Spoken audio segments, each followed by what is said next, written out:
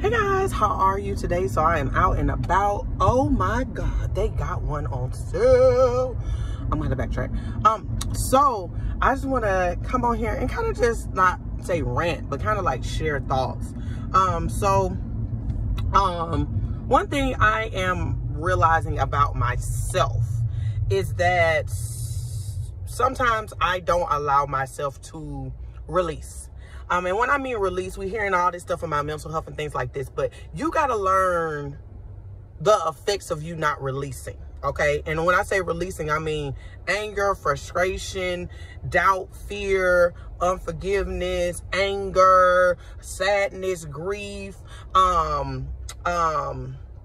anything that's like that can literally cause you a negative effect. You need to release it. This is the reason, and this is what I realized this morning. When I woke up this morning, I felt kind of empty. I was like, what am I feeling? And somebody else will say, oh, Belize, you need to do self-care, and Belize, you need to rest, and all these things. And none of that stuff is negative, but sometimes that stuff is misplaced. And people are saying a lot of this because, number one, most people don't understand mental health. And number two, most people are just repeating what they heard. They're not asking deeper questions to better serve a person. And I'm saying this because I am in mental health. I went to school to be a mental health professional. So I have a master's in it, and I'm a doctorate student for terminology. So I'm learning that you have to ask the right questions. So this morning I went to God. I was like, God, you know, I'm feeling like this. And I start giving him questions like, what am I feeling? Are you doing this to me? Because I think sometimes we tend to forget that God is a good parent. Okay, he's a good friend, but most of the time he's a parent to you, okay? And he's doing some things or allowing some things for you to learn something, or come ask questions, or come figure out, did you set me up, you know, for a lesson or character building, or, you know, something? Or is it, you know, my adversary? Is he coming in and trying to play a parent or play a guide to me? So I started asking some questions, and somebody said this to me, is that, you know, it's not that God doesn't answer your questions. Sometimes you're just not asking the right questions. And I come to learn that too, because I can ask him something and he's like, he's quiet. And he was quiet because like, I answered that. I'm not going to answer that question. Or, you know the answer, my baby. I already gave you the answers and the promises. So why are you asking me that? Okay, ask me your real question so I can give you a real answer.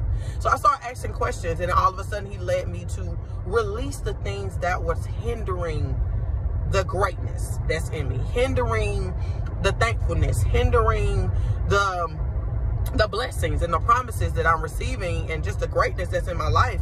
And I started releasing it. I started writing everything that was concerning me, everything that was bothering me, everything that was just like bleh in me. And then after I released it, I feel better. It's because most of the time we're not releasing the things that is going to slow down your gratefulness or your thankfulness or your praise. You have to know that things that are not of God it causes emptiness. Okay, I'm gonna say that again. The things not of God causes or make you feel empty. It makes you feel defeated. It makes you feel sad, depressed, upset, frustrated, don't want to forgive people, mad at people, hate people, disgusted with people. Like, I ain't gonna lie, I be disgusted with the spirit, and nobody gonna tell me that I hate the evil, okay, period. But if you got those things in you, it causes you to hate yourself. It causes you to hate the one thing that's going to help you grow or help you help somebody else. You can start to hate it because you're not releasing some of the things that is trying to dwell with goodness.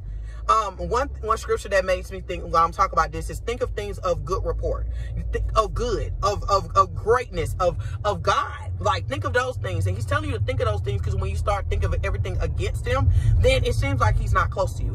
It makes you feel like he doesn't care. It makes you feel like, oh, you don't hear me. And it's not that he don't hear you. It's just you got a bunch of gluck.